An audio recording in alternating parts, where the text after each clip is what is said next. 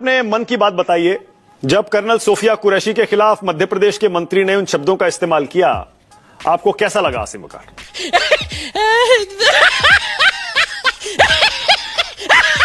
ये तस्वीरें दिखाकर क्या साबित करना चाहता है तू?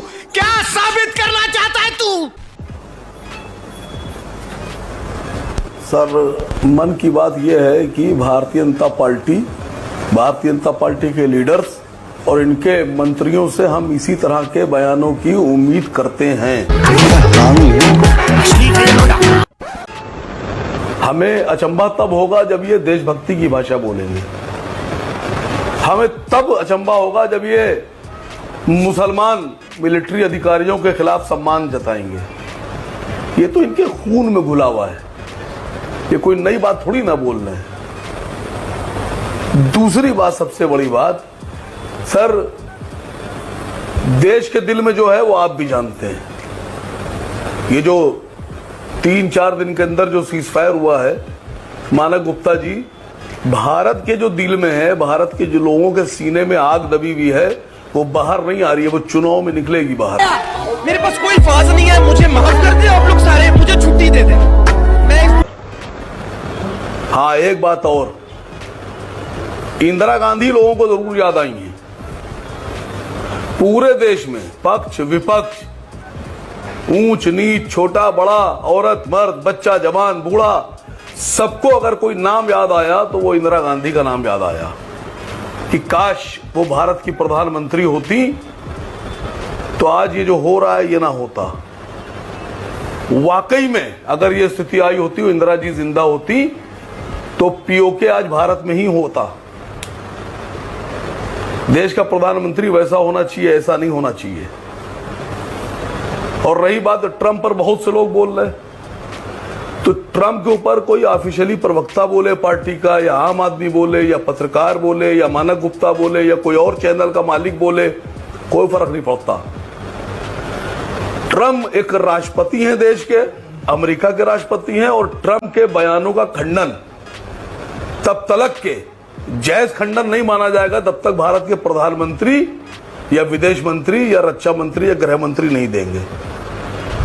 और ट्रंप के बयान के ऊपर भारत के प्रधानमंत्री की चुप्पी, भारत के रक्षा मंत्री की चुप्पी, ये बात साबित करती है कि कहीं ना कहीं ट्रंप हावी हो गए हैं। ऐसा लगता है मोदी का कोई स्क्रू ढीला हो गया है। क्यों नहीं बोल रहे प्रधानमंत्री? अच्छा आसिम वकार, 2 सवाल है मेरे आपसे। ट्रंप का बयान, 2 सवाल। नहीं, पहला ये कि डोनाल्ड ट्रंप के बारे में आप क्या सोचते हैं? आपकी निजी राय क्या है? कैसे आदमी है, कैसे नेता है? खुल के बताइएगा जरा आज। नहीं सर, हम लोग की तो जितने अमेरिकन हैं उन सब के बारे में बहुत ही ऐसी राय है कि आप सुन नहीं पाएंगे। ये दोगले लोग हैं सर। अमेरिका के ट्रंप तो छोड़ दीजिए, किसी पर भरोसा करने लायक नहीं है। कोई भी व्यक्तिगत तरीके से मैं बोल रहा हूं कि मेरी पार्टी का राय ना मानी जाए, मैं ट्रंप को अच्छा इंसान, अच्छा नेता, अच्छा राजनीतिक नहीं मानता हूं। और जो लोग ट्रंप से प्रभावित है या ट्रंप के सम्मान में बात कर रहे हैं, मैं उनको भी घटिया मानता हूं। ठीक है, अब जब आप खुद कह रहे हैं, भारत का नागरिक हूं, जब आप खुद कह रहे हैं कि वो आदमी भरोसे लायक नहीं है, घटिया भी कह रहे हैं आप, तो फिर उनके बयानों को गंभीरता से क्यों ले रहे हैं? सरकार ने काट दिया, विदेश मंत्रालय के प्रवक्ता ने काट दिया, विदेश मंत्री ने काट दिया, रक्षा मंत्री ने काट दिया उनका बयान।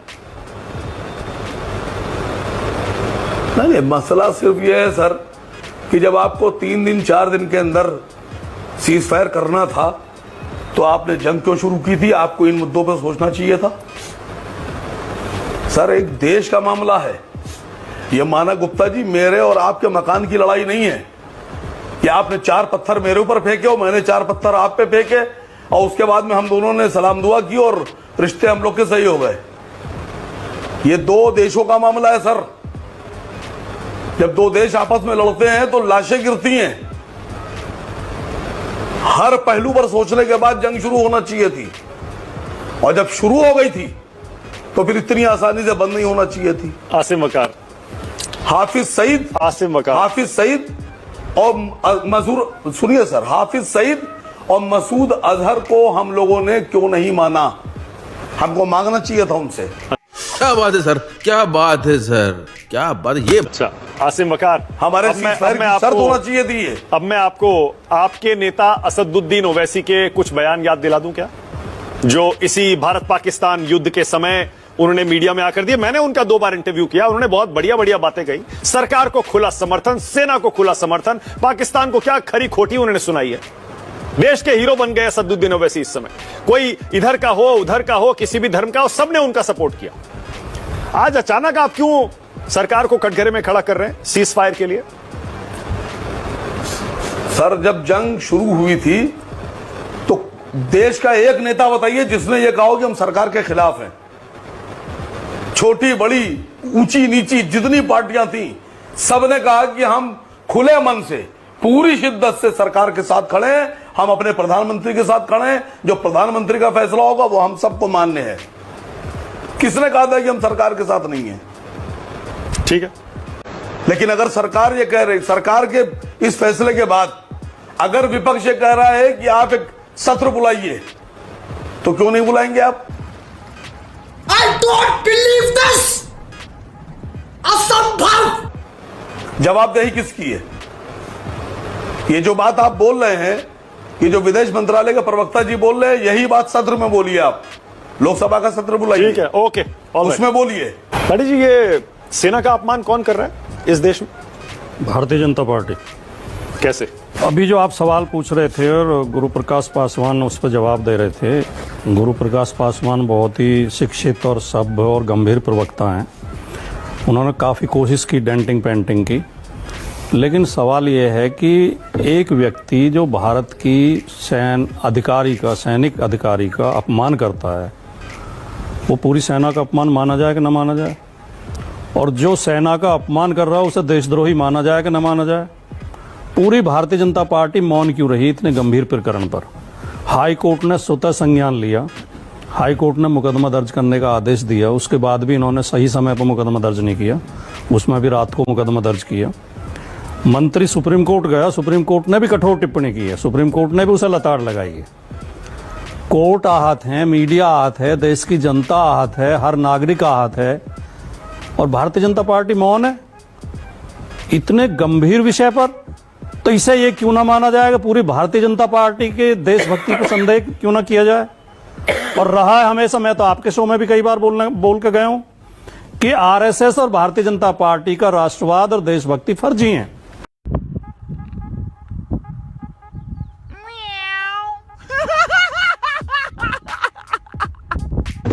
दिल से राष्ट्रवादी नहीं है ये, दिल से देशभक्त नहीं है। अगर ये दिल से देशभक्त होते तो एक सेना की अधिकारी के, महिला अधिकारी के अपमान पे इनका खून खोलता और ये उस मंत्री को निकाल के बाहर करते और अब तक वो मंत्री जेल में होता। और वो आदतन अपराधी है। वो जैसे इनके दिल्ली में भी एक नेता है जो जिसने संसद के अंदर भी बदतमीजी की थी, फिर चुनाव में भी बदतमीजी की, फिर बार बार करता है। इसी तरह ये भी आदतन अपराधी है। ये मध्य प्रदेश के मुख्यमंत्री की पत्नी के लिए अब शब्दों का प्रयोग कर चुका है और उस मामले में मंत्री पद से हटाया गया था, फिर वापस रख लिया। फिर ये एक वो जो फिल्मी कलाकार है उसके बारे में घटिया टिप्पणी कर लगातार 7 बार के एमएलए हैं भाटी जी। वो एक अलग, ये देश बार जीतते हैं, बार ये देश का दुर्भाग्य, हमारे लोकतंत्र का दुर्भाग्य है कि ऐसे घटिया लोग पता नहीं किस कारण से चुनाव जीत के आ जाते हैं, क्या खराब संसाधनों का प्रयोग करते होंगे। अच्छा, वो अजय राय ने जो किया वो सही था क्या? वो जो एक खिलौना दिखा रहे थे फाइटर जेट का, इस अपराध के सामने वो मामूली सी, जैसे समझो मर्डर के सामने एक तमाचे वाला खड़ा हो, गलत वो भी था। हाँ। खुलेआम कहना चाहूं, गलत वो भी था। राफेल को खिलौने की तरह दिखाकर मजाक उड़ाना बिल्कुल गलत ठीक है। और अभी आप एक सवाल आसिम वकार जी से पूछ रहे थे। देखिए, जब तक सेना एक्शन में थी, हाँ। जब तक सेना ऑपरेशन कर रही थी, सेना कार्रवाई कर रही थी, पूरा देश सेना के पीछे खड़ा था। अब जब संघर्ष विराम हो गया है तो सरकार के राजनीतिक निर्णयों की आलोचना करी जाएगी और करनी चाहिए। हाईकोर्ट ने आज क्या कह दिया? हाईकोर्ट ने यही कहा ना कि आपने एफआईआर भी अगर दर्ज की है तो वो भी नरम धाराएं उसमें लगाई हैं, यानी सैया भय कोतवाल तब डर काहे का। तो ये इंडिकेशन है ना कि वहां की पुलिस और वहां का प्रशासन जो है और वहां की जो सत्ता है वो कार्रवाई नहीं करना चाहती है। तो ये ऐसे व्यक्ति को बचाने जा रहे हैं जो हमारी एक महिला सेनानी के ऊपर इस तरह का गंदा वक्तव्य करे, उसको बचाना चाह रहे हैं और उसके लिए इतनी लड़ाई लड़ रहे हैं और उसके लिए इतनी रिपोर्टें मंगाई जा रही है। मैं इनको याद दिलाना चाहूंगा कि जब मुंबई में 26/11 हुआ था तब विलासराव देशमुख जी पर एक्शन हुआ था कि नहीं हुआ था? उनको राजीनामा देना पड़ा था या नहीं देना पड़ा था? आर पाटिल को क्यों राजीनामा देना पड़ा था? इसीलिए ना, क्योंकि आर पाटिल ने यह कह दिया था कि ऐसी घटनाएं होती रहती हैं, क्योंकि विलासराव जी के साथ में उनका वो फिल्मी पुत्र चला गया था। तो ये मॉरल रिस्पॉन्सिबिलिटी भी होती है। भारतीय जनता पार्टी की मॉरल रिस्पॉन्सिबिलिटी, नैतिकता जो है वो खत्म हो चुकी है। आप लोग इतने सत्ता के नशे में चूर हैं कि आप कुछ भी कह सकते हैं, किसी को भी कह सकते हैं और फिर कहते हैं कि हम सेनानियों का सम्मान करते हैं। ये सम्मान है?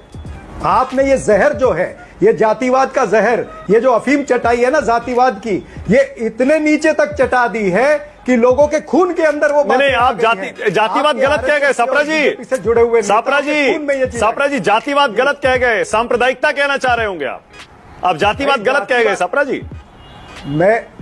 हाँ ठीक है, सांप्रदायिकता जो है ना, सांप्रदायिकता इन्होंने कूट कूट कर भर दी है, उसकी अफीम चटा रखी है अपने सारे लोगों को। वही बात तो बाहर आई जो सापरा जी, वही जुबान पर आई। सापरा जी मुझे पता है आप मुंबई में रहते हैं, आप महाराष्ट्र की राजनीति में एक्टिव हैं। आपने देखिए 2008 में वो विलासराव देशमुख जी को याद कर लिया, पाटिल जी को याद कर लिया। 2008 से जरा आगे आ जाइए, 2025 में आ जाइए। नहीं अजय राय जी वो जो खिलौना दिखा रहे थे फाइटर जेट का, उस पर नहीं बोलेंगे आप? आपके 7-8 बयान आपके नेताओं के बड़े बड़े जो वायरल हैं उन पर नहीं बोलेंगे आप? क्योंकि सापरा जी आपके पास कहने के लिए कुछ नहीं है क्या? नहीं, उस समय आपने खुद कहा कि जब ऐसे बयान आए, आलोचना हुई और आलोचना के बाद में उसके ऊपर निश्चित रूप से कार्रवाई भी होगी। उसमें क्या है? जिस तरह से ये कह रहे कार्रवाई होगी, हम कहते कार्रवाई होगी। तो सवाल ये है कि हम तो ये बता रहे हैं कि विलासराव देशमुख पर तो कार्रवाई हुई, आर पाटिल पर कार्रवाई हुई, शिवराज पाटिल पर कार्रवाई हुई, तो इनकी नैतिकता कहां है? नैतिकता मर गई ना, बात तो यही है ना। और फिर उसका अभी राजनीतिकरण करने जा रहे हैं। ऑपरेशन सिंदूर का ये जो यात्राएं निकल रही हैं, हम यही कह रहे हैं ऑपरेशन सिंदूर से किसी को कोई तकलीफ नहीं है। हम सेना के साथ हैं, सेना के शौर्य के साथ हैं, हम उसकी तारीफ करते हैं। हम सरकार के साथ खड़े रहे, जब पूरा देश आपके साथ में खड़ा था तब आपने ऑपरेशन सिंदूर किया। और सीज फायर करते समय आपने क्या किसी को बताया? क्या किसी को कुछ पूछा? पहला आप कहते हैं कि 35 मिनट पहले डीजीएमओ को फोन आया, लेकिन पब्लिक डोमेन के अंदर तो ट्रंप का सबसे पहले मैसेज आया ना कि मैंने अमेरिकी पापा ने वॉर को रुकवा दिया। यही गया ना पब्लिक के अंदर मैसेज। तो इसीलिए हम लोग पूछते हैं कि भाई अमेरिका पापा को अथॉरिटी किसने दी? किन कंडीशंस पर अमेरिका के पापा ने वॉर रुकवाई है? अगर वो पापा खुलेआम कह रहा है कि मैंने ट्रेड की धमकी दी है, व्यापार की धमकी दे करके इस वॉर को रुकाया है, तो क्यों नहीं जयशंकर उस पर बोलते हैं कि हमको ट्रेड की धमकी नहीं दी है? तो फिर क्या बातें हैं? सापरा जी एक सेकंड, सापरा जी मैं खुद चाहता था कि आप डोनाल्ड ट्रंप पे आ जाएं, आप आ गए, बहुत अच्छा किया आपने। इतने दिनों से हम भी रोज मानिक जी डेली डोनाल्ड ट्रंप से सवाल पूछ रहे हैं, सरकार से सवाल पूछ रहे हैं, बिल्कुल पूछ रहे हैं डेली, ये ट्रंप ऐसा क्यों कह रहे हैं, अपनी पॉलिसी बताइए, कैसे हुआ, क्या बदला। अब तो प्रधानमंत्री, विदेश मंत्रालय के प्रवक्ता आज एस जयशंकर ने भी कह दिया कोई मध्यस्थता नहीं होगी, कोई पॉलिसी हमारी बदली नहीं है, वही पॉलिसी है। किसी भी विषय पर बोलो तो सिर्फ और सिर्फ झूठ बोलो, एक ही काम, झूठ बोलो। अब तो आपको सरकार पर ज्यादा यकीन करना चाहिए या डोनाल्ड ट्रंप पर करेंगे अभी भी? नहीं, हम डोनाल्ड ट्रंप पर नहीं करेंगे। सरकार ने यह कहा कि ये बायलैटरल टॉक्स ही रहेंगी, ये हम मानते हैं। लेकिन सरकार ने जो डोनाल्ड ट्रंप ने कहा कि मैंने व्यापार की धमकी दी है, मैंने ट्रेड का इनको बताया है, तब जाकर के ये सीज फायर हुआ, उसके ऊपर तो जयशंकर ने कुछ नहीं कहा। उसके ऊपर सरकार क्यों चुप है? नहीं, चुप नहीं है। नहीं, सापरा जी नहीं, देखिए जो फैक्ट है वो फैक्ट। नहीं, विदेश मंत्रालय के प्रवक्ता ने अपनी प्रेस ब्रीफिंग में साफ कहा था, जो बातचीत यूएस से हुई उसमें ट्रेड का कहीं जिक्र नहीं आया।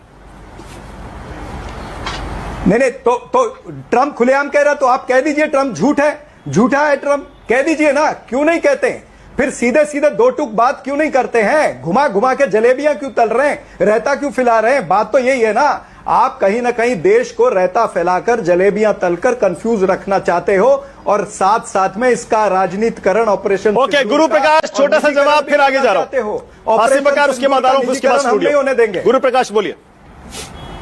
मानक जी, नहीं मानक जी, देखिए सबसे पहले तो मैं सापरा जी से इस प्रकार के भाषा की अपेक्षा नहीं रखता हूं। सापरा जी एक बहुत ही वरिष्ठ व्यक्ति और मैं उनका बहुत सम्मान करता हूं।